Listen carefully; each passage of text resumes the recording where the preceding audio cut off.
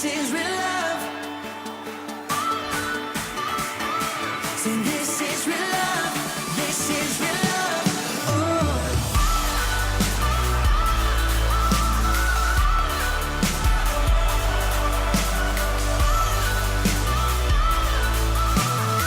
Come on and say, you're pulling me closer and closer, holding my heart till the very end. Jesus, I'm found in your freedom. This is real love. This is real love. In your heart, I am found.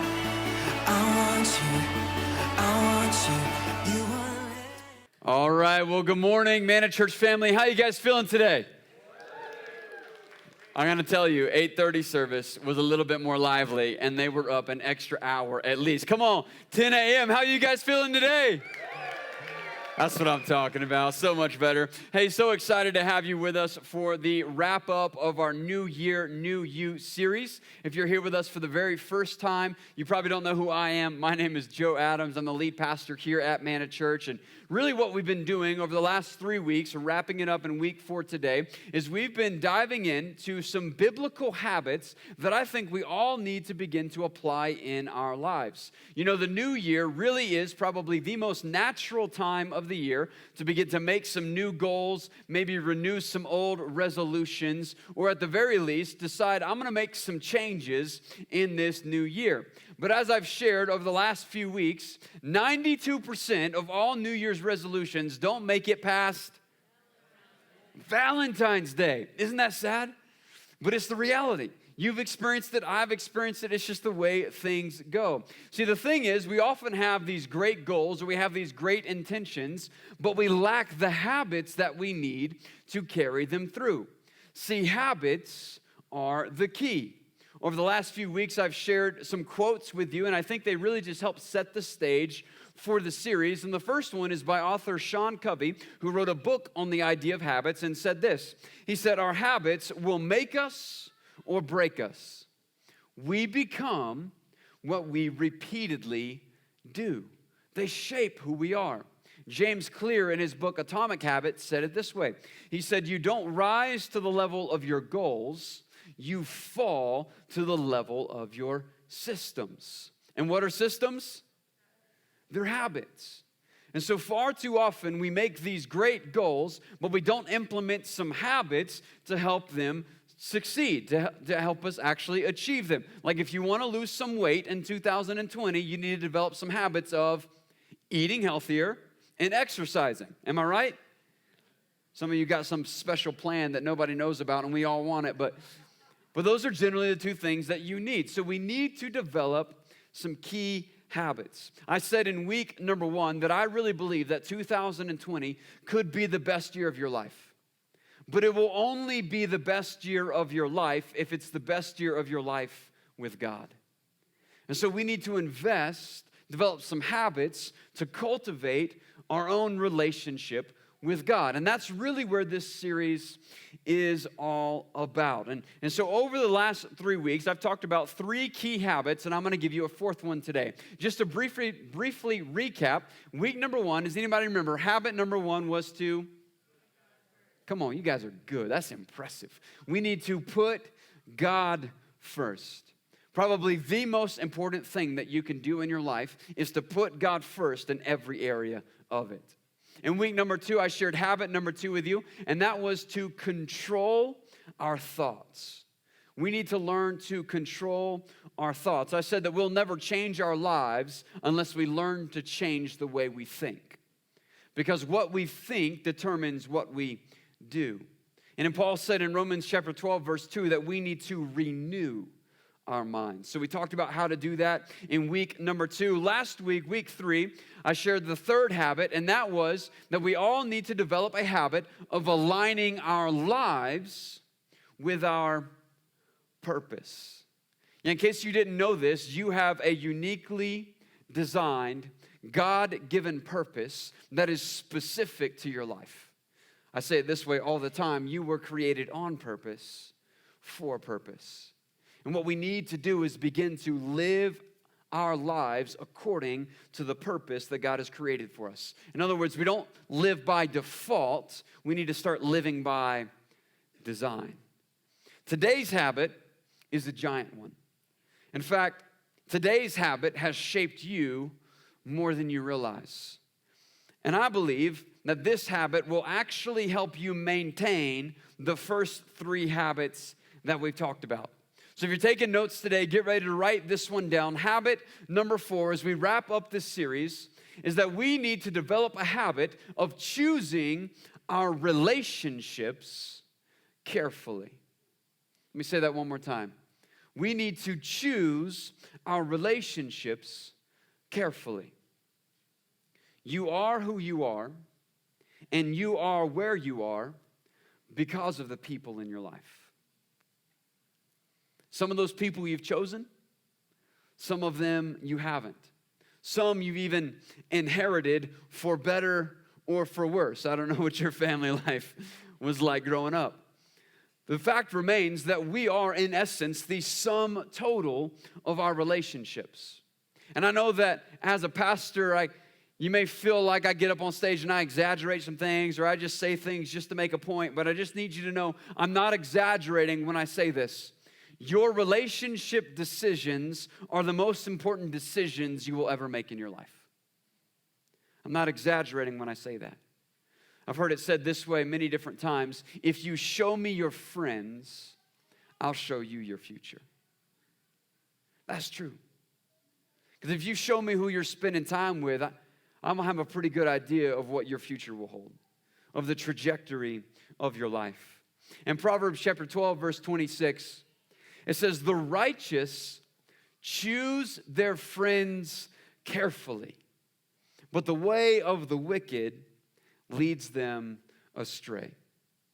See, when it comes to the relationships in your life, you've got some important choices to make. In fact, I believe that there are 4 key choices that we all need to make when it comes to the relationships in our lives. And so that's what I want to do today is I want to give you 4 key choices that I believe we all need to make. So if you're taking notes, go ahead and get ready to write down this first key choice. If you're not taking notes, go ahead and get ready to write down this first key choice. It's an important one. Number 1, we need to nurture important relationships. You need to begin to nurture your important relationships. You know, one of the most common prayer requests that we get as a church, whether it's through our website prayer form or on Sundays when you fill out those prayer requests and drop them in the offering buckets at the end of service, regardless of where it comes through, the number 1 prayer request we get at Manna Church is for marriages. There are more requests for marriages than any other single issue. Marriages need prayer. How many of you know that relationships take work? You guys know that? Listen, now I'm excited. Next week, we're kicking off a brand new series. And one of the reasons that we're doing this series is because of all the prayer requests that we get week to week. And we're doing a 3-week series on marriage. You don't want to miss this. Some of you are thinking, Joe, I'm not married. This isn't going to help me. No, this is more for you than anybody else in the room. Listen to me. You are going to learn some things that will set you up to lay a strong foundation for a future marriage that all of us in this room that are married wish we would have known before we got married. You need this stuff. I'm telling you, it's going to help you. Some of you are like, no, Joe, I've given up on marriage. I'm not getting married ever again. Well, you can at least get some info that you can help your other married friends with so they know what to do when they're struggling and come to you, all right? Like this is for everybody. You don't want to miss this thing. So we're going to do that series. But relationships take work.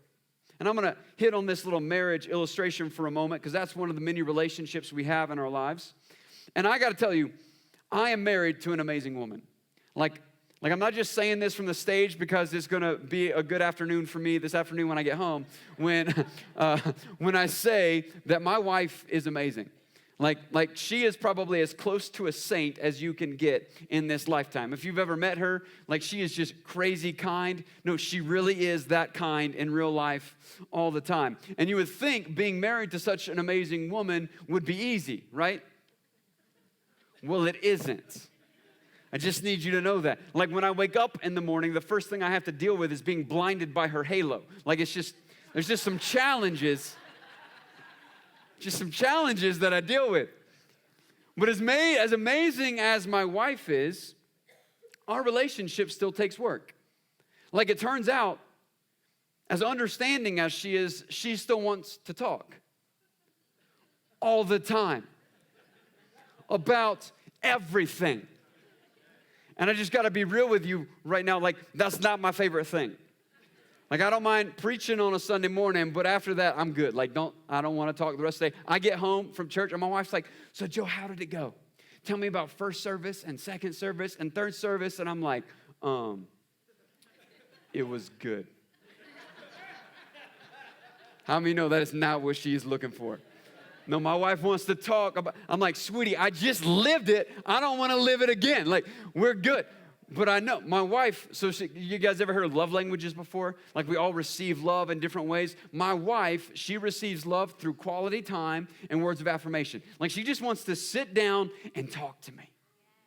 And so I just sit down, and because I love her and because I need to nurture my most important relationships, I tell her about how the day went and what was going, and eventually I'm like, okay, sweet, I think that's enough. And if I can throw in there, you look really good today, or you did such a great job working in Manna Kids. I don't know, I'm not back there.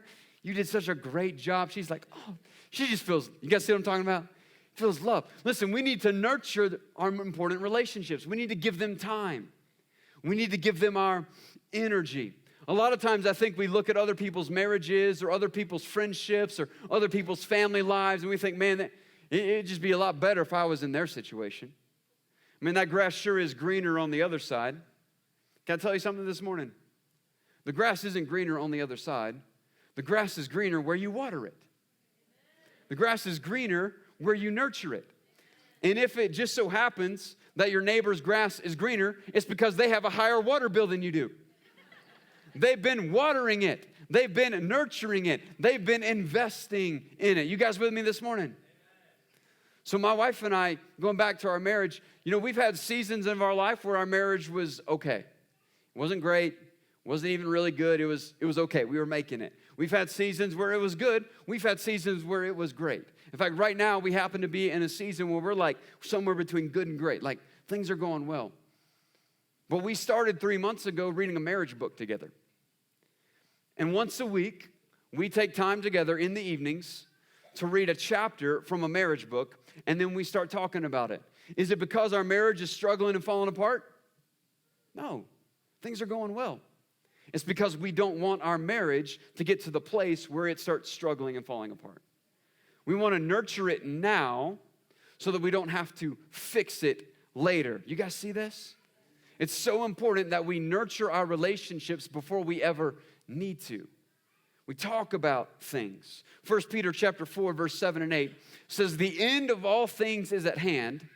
Therefore be self-controlled and sober-minded for the sake of your prayers. Above all, keep loving one another earnestly. Somebody say keep this morning. The rest of you say keep this morning. We need to keep loving one another earnestly, since love covers a multitude of sins. How do you really work and nurture and invest in a relationship? You keep on loving. You don't stop. You don't take a break. You don't say, well, things are good now. I could probably coast for a little bit. Listen, when it comes to relationships, there's no such thing as coasting and cruise control. You're not two cars on a road in cruise control. You're like two boats in the ocean without an anchor. And if you don't do anything, you don't stay together, you start drifting. That's how every relationship works. You got to be intentional about investing in it. Keep on loving it. And the beauty of that is that love covers a multitude of sins. And I don't know about you, but I have made some mistakes in my relationships. I have said some things to my wife that I regretted before I even finished my sentence. Come on, guys. You know what I'm talking about. But if I can just keep on investing, keep on loving, apologizing every time I do that, love covers a multitude of sins. You guys with me? You will never have a great marriage or a great friendship or a great relationship with family on accident. It always takes intentionality. So the first choice we need to make is we need to choose to nurture important relationships. The second choice we need to make is we need to choose to restore some broken relationships. We need to restore some broken relationships. Now listen, I understand that not all relationships should be restored. And we'll get to that in a minute. And I also understand that you cannot restore every relationship that you want to, because quite frankly, sometimes the other person just doesn't want to play ball. They're just not interested in restoring that relationship. But that doesn't mean that you can't do everything in your power to begin to invest in it. In fact, the Bible has something to say about this in Romans chapter 12, verse 17 and 18. It says, repay no one evil for evil, but give thought to do what is honorable in the sight of all. If possible, so far as it depends on you, live peaceably with all. Now, those other people may not be interested in restoring the relationship. You can't change that. What you can change is how you relate to them and how you treat them. And just because they're mean to you doesn't mean that you have to be mean back to them. Instead of repaying evil for evil, we should repay evil with good, seeking to live in a peaceable way. Did they wrong you? You don't have to perpetuate the cycle.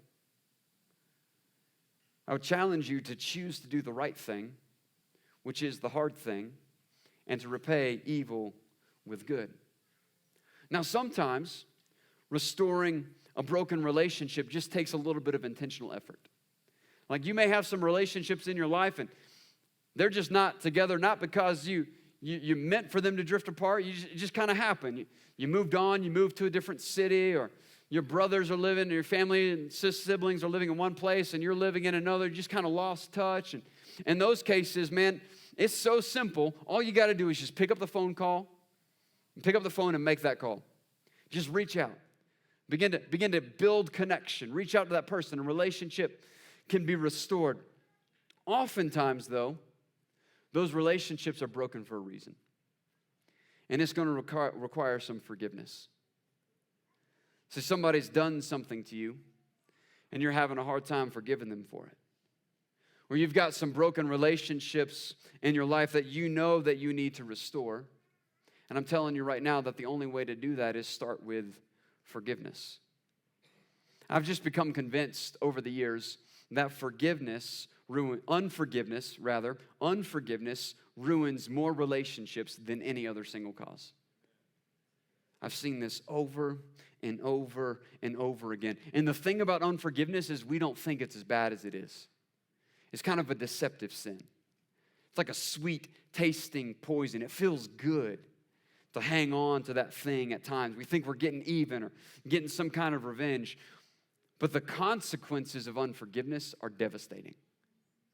You've heard me say this before. Unforgiveness is like drinking poison and expecting the other person to die. It's like setting yourself on fire, hoping the other person dies of smoke inhalation. It's ridiculous. Unforgiveness doesn't hurt the other person, it hurts you. You're hurting yourself. In fact, I did a whole message on forgiveness back in September, and if you're just happen to be struggling in this area today, I want to encourage you to go listen to that message. In September, I believe it was part of the You Asked For It series. That's what it was. You asked for it. I had to remember for a second. I should have written that down in my notes. You asked for it. And I'm going to share with you a verse that I shared in that message. It was found in Colossians chapter 3, verse 12 and 13. Paul says this. He says, "Put on then, as God's chosen ones, holy and beloved, compassionate hearts, kindness, humility, meekness, and patience, bearing with one another, and if one has a complaint against another, forgiving each other, as the Lord has forgiven you, so you also must forgive. You guys see this? How do we forgive? We forgive in the same way that Jesus has forgiven us. This is so important. This is so big. Because if you begin to think about this, and you begin to think about how Jesus has actually forgiven you, all those things that you've done in your past, all those mistakes you've made in your life, how Jesus has forgiven those things, it will make forgiving others a whole lot easier. You realize just how much grace you've received. Jesus said, those who have been forgiven much, those love much. And we begin to extend that same kind of love and forgiveness to others when we recognize how much it's been extended to us. Here's the key, practical key for you. If you need to restore some broken relationships, you got some unforgiveness going on, here's the key. Go first. Like don't wait for them to apologize. Go first. And that other person may be 90% of the problem and the reason of why your relationship is broken. But you go to them with that 10% first. And you apologize for that 10% first and allow God to begin to work in that relationship. Take the low road or the high road or whatever you want to call it. What it is, it's a road of humility. It's a road of valuing the relationship over being right. And you apologize first. So we need to restore some broken relationships. I also know that not all relationships should be restored. In fact, you may have some relationships in your life that actually need to be severed and not nurtured. This takes wisdom. You got to be careful here. This takes wisdom. Choice number 3 that we need to make when it comes to relationships is we need to sever some harmful relationships. Now listen. I am not talking about your spouse right now. So when you go home today, you don't walk into the house and say, well, Pastor Joe said I need to sever some harmful relationships. And I'm just not digging this, so I'm out. Peace. I did not say that. We good? I did not say that. No, you know the kind of relationships I'm talking about. The kind of relationships that are damaging your walk with God. The kind of relationships that are holding you back from being who God has called you to be. The kind of relationships that are damaging the most important relationships in your life. Like those Facebook flings that have gotten so popular these days. Come on, you guys know what I'm talking about. People getting on Facebook Messenger, having some private conversations for some old high school friends or some old college friends, and their spouse doesn't know about those conversations, and all of a sudden they start complaining about how their marriage is going. Let me just say this. If you got something like that going on right now, take out your phone right now, send them a message and say, it is over. It's over, baby. We're done. Like, just sever some harmful relationships. I was actually researching this idea this week, and I came across a story that happened in 2007. You can look this up on the Google. It is a true story. It is about a couple in Bosnia who were married, and their relationship was in turmoil. It was falling apart. And so at the same time, without the other person knowing it, they decided to start going online to some online chat rooms to start talking to other people. And so they came up with these fake names, these pseudo names, and they started talking to these people in this chat room. And each of them, right around the same time, almost the same time, found somebody else that they just connected with. And they started talking, and both people found somebody that were in a terrible marriage, and their marriage was falling apart. And they just like understood each other, and they started sharing about those things. And they're kind of, one thing led to another. And the spouses, they didn't know they were doing this. It was all behind like closed doors. They didn't know this was happening. And right around the same time, they started getting to that point where they're like, you know what? We should meet up face to face. Like, we should have this connection. And so they went. And on the same day, both spouses decided to meet with their new online chat room friend in person. And so they both came up with their excuses of where they were going to be that day, and they both, like, they didn't even question it because, like, one of them wanted to be somewhere, the other one wanted to be somewhere. They're like, oh, yeah, I'm good, do whatever you want. And so they went out, and they had each planned a specific spot to meet up. And they showed up at their respective spots, and guess who was standing across from them? their spouse. They were cheating on each other with each other. This is a true story. This really happened. Can you believe this thing? And so in my opinion, I'm like, man, it is meant to be. It is clear that you were destined to be together. You know what actually happened? They got so mad at each other that each one was cheating that they got a divorce. Can you believe that? Their marriage, although it was already falling apart, got even worse because they went and tried to seek some kind of personal medication in another means. Don't do that. We need to get rid of some harmful relationships. And this works for all relationships. Some of you guys have some friends who are just constantly tearing you down.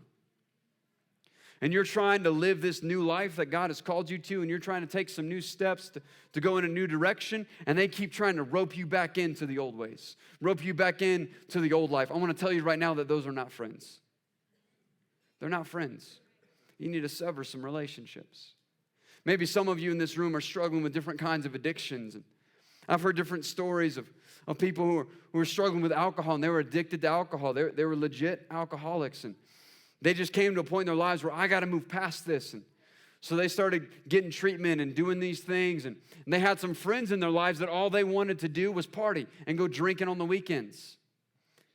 And if that's all they wanted to do, they couldn't hang out with them anymore because they couldn't put themselves in an environment because they didn't have the strength to resist the temptation. Here's the sad part. I've heard some stories of people going through this, and they had some friends who didn't drink all the time, who didn't party every weekend. They just like to have a glass of wine for dinner. They just like to have a beer with a meal. No big deal. But they couldn't understand why their friend wouldn't have one glass of wine with them for dinner. And started pressuring them. Well, come on, you can just have one glass. You're not getting drunk. What they didn't understand was that one glass for dinner was going to lead to 10 more that night. And because their friends couldn't appreciate and value and help them along this journey that they were making, this lifestyle change that they were taking, they had to sever some harmful relationships. Do you guys see this? In Proverbs chapter 13, verse 20, it says, whoever walks with the wise becomes wise, but the companion of fools will suffer harm. We need to cut some fools loose in our lives, and we need to find some wise people to start spending time with. In 1 Corinthians chapter 15, verse 33, it says, do not be deceived. Do not try to convince yourself otherwise. This is true. Bad company ruins good morals. That is a principle of life. How many of you know we are influenced by those we spend time with? You guys know that, right? You know how I know it? Because every time I call my grandmother on the phone, my voice changes. And I'm talking to my grandmother, and all of a sudden my wife looks at me from across the room like, who is that? Because I was born and raised in the South, and my grandmother is from the South. And when we talk, we don't talk like I'm talking to you right now. I'm like, hey, Granny, how you doing? What you been up to today? And my wife's like, who is it? Who are you? I'm like, that's how she talks. And I'm like saying words like, did you go yonder to that store? And my wife's like, you joke, Daddy, you do not talk like that. My granny talks like that, and she gets it when I talk. Like, I can't help it. I don't even think about it. Like, all of a sudden, my southern accent starts coming out. And I'm just like, Granny, I've been praying for you. It's really not that bad, but it is bad. And it comes out. She influences the way I talk. Listen, the people you spend time with influence you. So if we're going to be influenced by people, that's just a fact of life. Let's put ourselves in a position to be influenced by the right people, right? Which means that you may need to cut some people loose.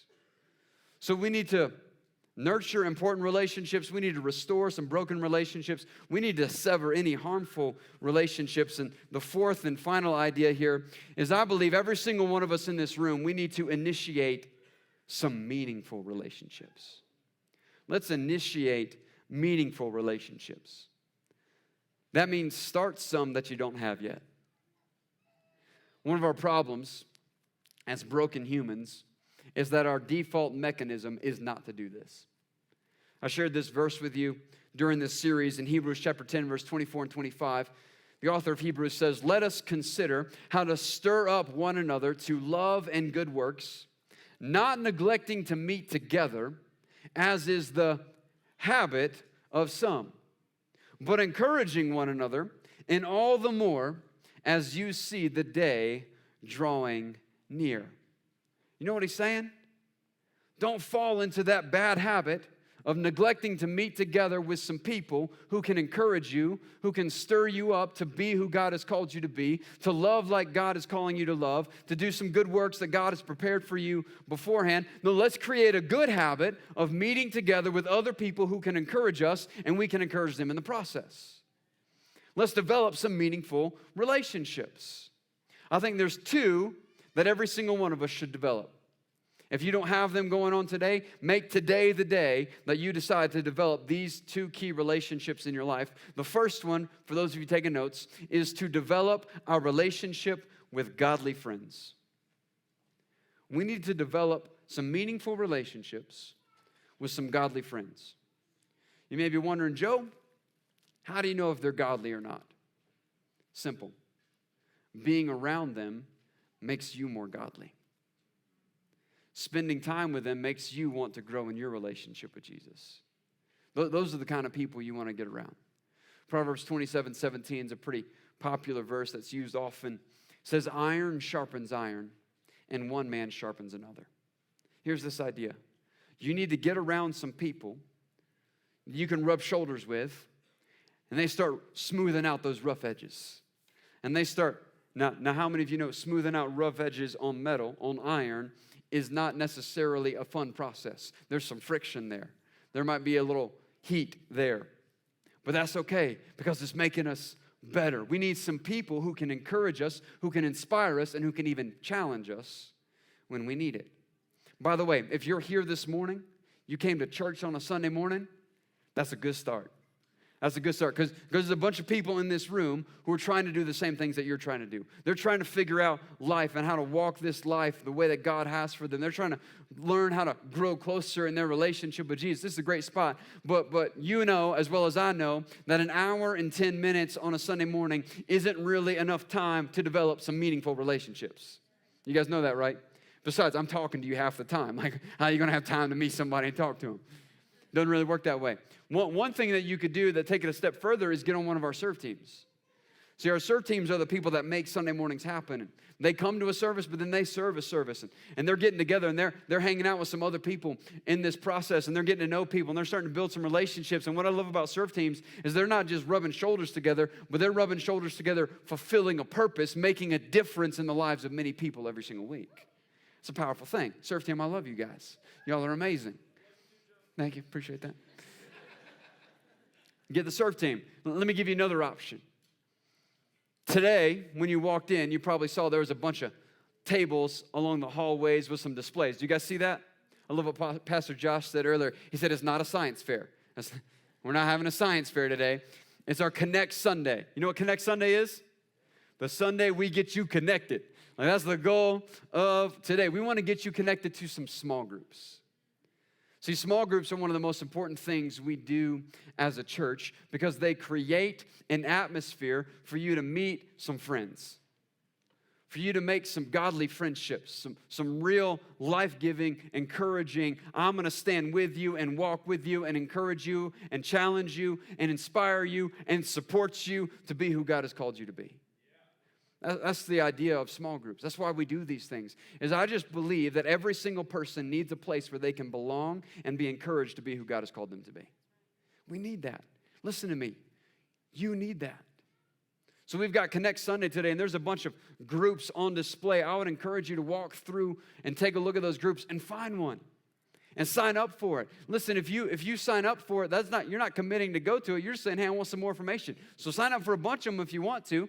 Get connected. And listen, if you go out there and you go, man, Joe, there's not really a group that I'm interested in. They don't have the one I'm looking for. Well, we'd love to help you start it. Because I guarantee you there's a bunch of other people in this room looking for the same thing that you're looking for. And we would love to empower you to get that group going. We need more groups. My heart, my vision, my goal as a pastor here at Manna Church is to see more people meeting together in small groups during the week than come together on a Sunday morning. That's my heart. Does that mean that we want to make Sunday mornings smaller so that the numbers start to match a little bit better? No, that's not what I'm talking about. I'm talking about every single person finding a group and getting connected. Because we all need a place where we can take the mask off. See, that's the secret of groups. The secret of groups is creating an environment where you're comfortable enough to share the real you with some people. Because people need to have other people in their lives who know the real them. That really know what you're going through. That really know what you're facing.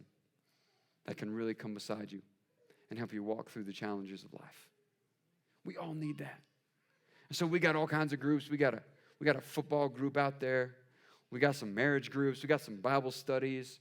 We got some all kinds of things. We got some running groups. I don't know if we do. I think we had some in the past. We got all kinds of groups. You're like, Joe, is it really all about what you do in the groups? No, it's a trick to get you in a place where you get connected. I'm kidding, but I'm kind of serious. I just want everybody to have a place where you can take your mask off. Acts chapter 2, verse 44 lays this out. I believe that this is the biblical model. It's what the early church shows us that they did. In Acts chapter 2 and verse 44, it says, and all who believed were together and had all things in common, and they were selling their possessions and belongings and distributing the proceeds to all as any had need, and day by day, attending the temple together and breaking bread in their homes, they received their food with glad and generous hearts. The early church would gather together in two places, in the temple and in the homes. You know what that is? The temple is, come on somebody, homes are smart, smart crew. Come on, 10 a.m. service. Well done. Excellent. This is biblical. We're gathering together as a larger group, but we're gathering together in our homes as well. We're connecting. It doesn't have to be the home. It can be the park. It can be the running track. It doesn't matter where it is. We're getting together with other people to encourage one another. We need this. We need to develop some godly friendships. By the way, another practical key for you. Do you know the best way to make a friend? Be a friend. The best way to make a friend is just to be a friend. Show up at a small group and tell somebody you like their shirt. All right? That's a nice shirt you have there. Show up and buy somebody a coffee. If you buy somebody a coffee, they're going to be your friends for at least a week until they find out the true you. I'm just kidding. That's not true. You just that was terrible. Be a friend. So be sure, take some time today. After service, look through those groups. Find one. We'd love to get you connected. Second thing you can do, I want to finish with this. We need to develop our relationship with God. This is where I started the series. This is where I want to end the series. The most important relationship you could ever initiate is a relationship with God. It is the most meaningful relationship you will ever have. You ever imagine what it would be like if you really went all in? Like if you went all in your relationship with God. Over the years, I've noticed that a lot of people, they try God. They give God a shot. My life is falling apart. Things aren't going the way that I want them to go. Clearly, I need some help. Okay, God, I'm going to give you a shot. Let me just tell you something right now. God doesn't want you to give him a shot. You give a shot to a new Pinterest recipe, all right? You give a shot to a new hobby. You don't give God a shot. God's not interested in you giving him a shot. He wants all of you. He wants you to go all in. He wants to have a full-on, life-giving connection, relationship with you where you are fully surrendered to him. And I've just seen over the years that God will do whatever it takes to get you to a point in your life where you will go all in with him. And unfortunately, I've seen a lot of people resist that. And so what happens is God doesn't create it, but he allows some circumstances into your life to get you to a point where you become dependent on him. Where you get to a point where you say, clearly, I cannot do this on my own. I've seen some people, for many different people, it takes them hitting rock bottom before they're ready to go all in. Can I just encourage you this morning? Don't wait till you get to that point. You don't have to get to that point. You can go all in with God today before anything like that has to happen. See, in Jeremiah 29, verse 13, God says, you will seek me and find me when you seek me with all your heart. Why not make 2020 the year that you go all in with God? I really believe that this year could be your best year yet, but it will only be the best year of your life if it is the best year of your life with God. Let me pray for you this morning. Father, I thank you for every person in this room. God, you know every single person here. You know their names. You know their stories. You know their future. God, you know every hair on their head. You created them. And God, I thank you that you desire to have a real relationship with every single one of us. And God, I just pray, Lord, for every person in this room, that you would help us to develop some godly friendships. That you would help us to find some people that we can do life with, that we can walk side by side with, encouraging one another and stirring up one another to love and to good works and challenging each other when necessary. And God, we just get some people in our lives that help us become who you've called us to be. And Lord, for every person who has not developed a relationship with you, Lord, I pray that you would draw near to them in this moment in a way that they've never known before. God, even now, would you just draw near to them? Would you meet with them right where they are? God, would you show them the love that you have for them? God, would you fill their hearts with peace despite their circumstances? God, would you just begin to draw them to yourself? Lord, we need you. We don't want to do this life on our own. We need you. In Jesus' name. If you just keep your heads bowed and your eyes closed for a little bit longer.